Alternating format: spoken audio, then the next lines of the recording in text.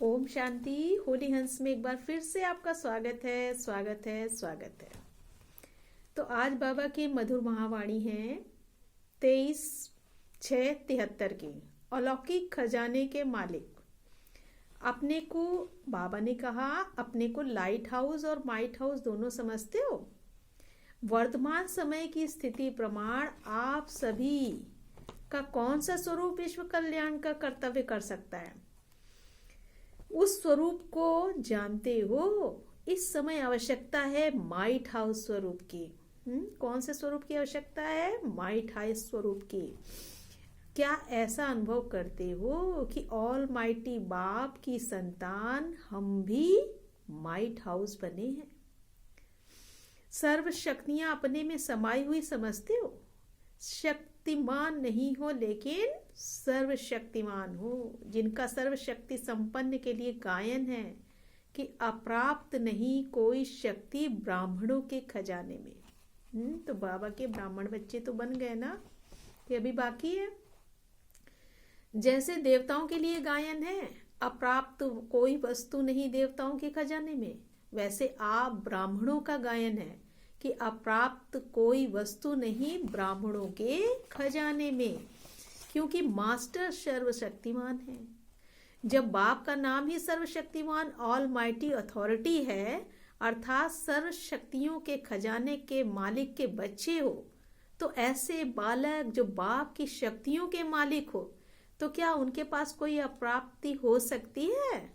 जो बालक सो मालिक। ऐसा कोई है जो अपने को बालक सो मालिक नहीं समझते हैं? सभी मालिक बैठे हैं ना। शक्तियों, सर्व शक्तियों के खजाने के मालिक तो हो ना। खजाने के मालिक कभी ये संकल्प भी करते हैं क्या कि हमारे पास सहन शक्ति नहीं है, या माया के परखने की शक्ति नहीं है, या ज्ञान के खजाने को संभालने की शक्ति नहीं है, या संकल्पों को समाने की शक्ति नहीं है, या खजाने को सिमरन करने की शक्ति नहीं है? कितना भी कोई कार्य में बुद्धि विस्तार में गई हुई हो, लेकिन विस्तार को एक सेकंड में समाने की शक्ति नहीं है। ऐसे मालिक के क्या वह बोल व संकल्प भी हो सकता है? अगर होता है तो उसको क्या कहें? उस समय की स्टेज को व स्थिति को क्या मालिकपन की स्थिति कह सकते हैं? मालिक सदा मालिक ही होता है। अभी अभी मालिक और अभी अभी भिखारी, ऐसे मास्टर सर्वशक्तिमान हो क्या? मालिक से बार बार रॉयल भिखारी क्यों बनते हो? बाप के सामने भी जब बच्चा आकर यह कहे कि बाबा हमको मदद करना, शक्ति देना, सहारा देना, इसको क्या कहा जाता है? क्या इसको रॉयल भिखारीपन नहीं कहेंगे? यह है भक्ति के संस्कार। जैसे देवताओं के आकर जाकर कहते थे ना कि आप तो सर्वगुण संपन्न हो, मैं निर्गुणहारी, वैसे ही बाप के आगे मास्टर सर्वशक्तिमान आकर कहता है कि बाबा आप तो सर्वशक्तियों के सागर हो, लेकिन मुझ में वह शक्ति नहीं है, निर्बल हूँ, माया से हार खा लेता हूँ, व्यर्थ संकल्पों को कंट्रोल नहीं कर पाता हूँ और माया के विघ्नों से घबरा जाता हूँ। तो क्या ये वही भक्ति के संस्कार नहीं हुए? सुनाया था ना कि बाप जो है जैसा है उनको वैसा न मानकर भावना के वश सर्वव्यापी भी कहते हैं। इसको भी आपकी बाप की क्या है, ये इंसल्ट कहते हो ना, कड़े से कड़ा शब्द गाली कहते हो ना। वैसे ही अपने श्रेष्ठ स्वमान मास्टर सर्वशक्तिमान, मास्टर ज्ञान, प्रेम और आनंद के सभी सागर बच्चे बने हो। बाबा पूछ रहा है, क्या कह रहे हैं बाबा? वैसे ही अपने समान मास्टर सर्वशक्तिवान, मास्टर ज्ञान, प्रेम और आनंद के सभी सागर अपने लिए ही कहें कि जरा सी शक्ति की कमी है तो क्या उसको मास्टर सागर कहेंगे? एक तो स्वयं को मास्टर ज्ञान का सागर, आनंद का सागर कहें, फिर ये कहें कि आप कहें तो अपनी इंसल्ट करना नहीं हुआ क्या कि दे दो? स्वयं ही स्वयं की इंसल्ट करना, क्या ये ब्राह्मणों के समान है? यह बोलना व संकल्प करना, इससे अपनी भी इंसल्ट करते हो और बाप की भी इंसल्ट करते हो। कैसे?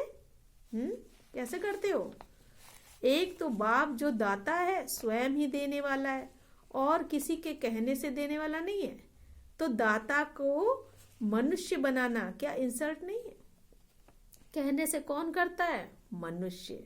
दूसरी बात, बाप को भी स्मृति दिलाने वाले बनते हो। इससे क्या सिद्ध होता है? क्या बाप को अपना कर्तव्य करना भूल गया है क्या, जो याद दिलाते हो बाबा को? क्या इसलिए बाप को स्मृति दिलाते हो? बाबा आप तो मददगार हैं ही, इसलिए मदद करना। इस कहने का क्या कहा जाए, जबकि गायन ही है कि ब्राह्मण अर्थात सर्व प्राप्ति स्वरूप, प्राप्ति स्वरूप के पास अप्राप्ति कहाँ से आई? इसलिए कहा कि ब्राह्मणों की स्टेज पावर हाउस है। अब पावर हाउस से परे की भाषा समझो। पावर हाउस के ये बोल नहीं होते। अब तो फाइनल रिजल्ट आउट होने का समय भी समीप आ रहा है।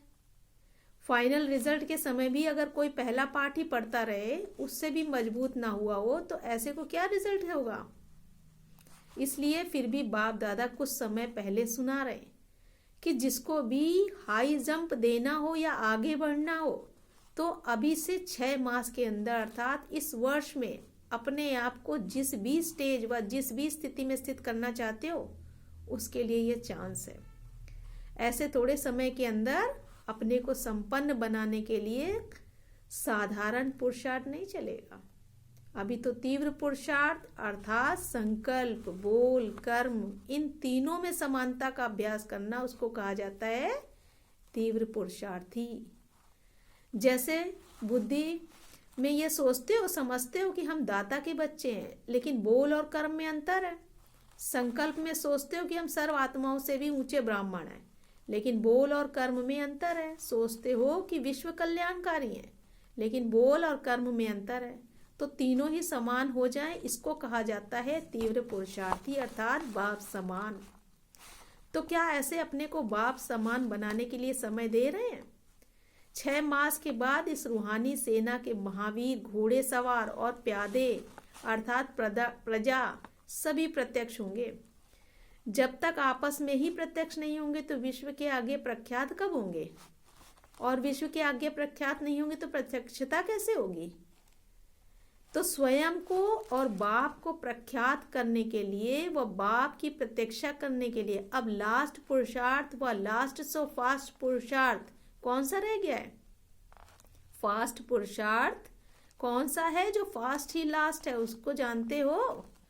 कौन सा पुरुषार्थ सामने आता है?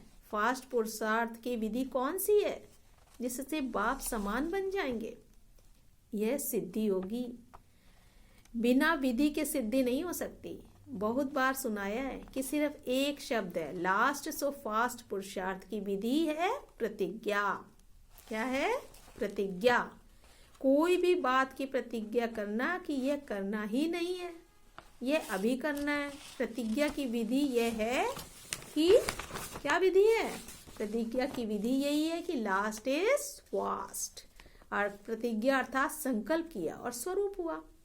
प्रतिज्ञा करने में सेकंड लगता है, तो अब फास्ट पुरुषार्थ 1 सेकंड का ही होना चाहिए, क्योंकि सुनाया था कि लास्ट पेपर की जो रिजल्ट आउट होना है, लास्ट पेपर का समय क्या मिलेगा? 1 सेकंड। क्या समय मिलेगा लास्ट में? 1 सेकंड। लास्ट पेपर का टाइम भी फिक्स है और पेपर भी फिक्स है। पेपर सुनाया था ना, नष्टो मोहा स्मृति स्वरूप। 1 सेकंड में ऑर्डर हुआ नष्टो मोहा बन जाओ, तो 1 सेकंड में अगर नष्टो मोहा स्मृति स्वरूप न बने, अपने को स्वरूप बनाने अर्थात युद्ध करने में ही समय गंवा दिया और बुद्धि को ठिकाने लगाने में समय लगा दिया, तो क्या हो जाएंगे? फेल। तो समय भी 1 सेकंड का मिलना है। यह भी पहले ही सुन रहे हैं, पेपर भी पहले सुन रहे हैं। और कितने पास होने चाहिए? फास्ट पुरुषार्थ की विधि प्रतिज्ञा से अपने को प्रख्यात करो, बाप को प्रख्यात करो अर्थात प्रतिज्ञा से प्रत्यक्षता करो। क्या मुश्किल है क्या? हिम्मत और उल्लास, नशा और निशाना सदा साथ रखेंगे तो उनके कल्प के समान फुल पास हुए ही पड़े हैं। अनेक कल्प के समान पास हुए ही पड़े हैं। कोई मुश्किल नहीं, सिर्फ 6 मास के अंदर अपने मुख्य 4 सब्जेक्ट को सामने रखकर चेक करना कि चारों में पास मार्क्स हैं। यह है कम से कम पास मार्क्स। लेकिन जो विशेष आत्माएं हैं उनको फुल मार्क्स लेने का लक्ष्य रखना है। ऐसे नहीं समझना कि 2 या 3 सब्जेक्ट में अच्छे मार्क्स हैं और 1 या 2 में कम है तो पास हो जाएंगे। अगर एक सब्जेक्ट में यदि कोई फेल होता है तो क्या होता है, उसको दोबारा पेपर देना पड़ता है, उसको वह वर्ष तो खत्म हुआ ना। अर्थात वह सूर्यवंशी में तो मिस हुआ ना। सूर्यवंशी के पहले राज्य भाग और प्रकृति के फास्ट सर्व प्राप्ति संपन्न प्रारंभ से तो मिस हो जाएंगे ना। हाँ, यदि चढ़ती कला होते होते लास्ट में आकर फुल मार्क्स लेंगे तो त्रेता युग में कुछ श्रेष्ठ प्रारब्ध पा लेंगे। इसलिए यह भी नहीं सोचना चारों ही सब्जेक्ट में फर्स्ट पुरुषार्थ फुल मार्क्स लेना और तीसरा पुरुषार्थ तो करना ही नहीं है, क्योंकि तीसरे का तो सोचना ही नहीं है। बाबा फिर भी टाइम दे रहे हैं, अपने आप को सभी सब्जेक्ट में कंप्लीट कर लो। 3 ग्रुप आउट करने हैं। Number 1 ever ready group, number 2 ready group, number 3 lazy group. इन 6 मास के अंदर अपने को परिवर्तन कर फास्ट ग्रुप में लाना है, अर्थात एवर रेडी ग्रुप में लाना है। ऑर्डर हुआ और किया, ऑर्डर मनाने में लेजी नहीं। इन तीनों ग्रुप में स्वयं भी स्वयं को दर्पण का साक्षात्कार हो जाएगा।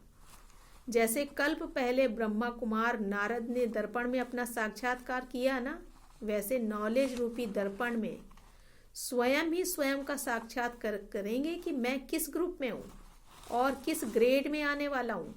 जैसे ग्रुप वैसे ग्रेड होंगे ना। अच्छा, तो ऐसा पुरुषार्थ बाबा ने होमवर्क दिया है कि जैसा पुरुषार्थ करेंगे वैसे ही प्रारब्ध मिलेगी। तो प्रारब्ध के लिए फर्स्ट ग्रुप में आने के लिए, एवर रेडी ग्रुप में आने के लिए तीव्र पुरुषार्थ करना है। अच्छा, ओम शांति।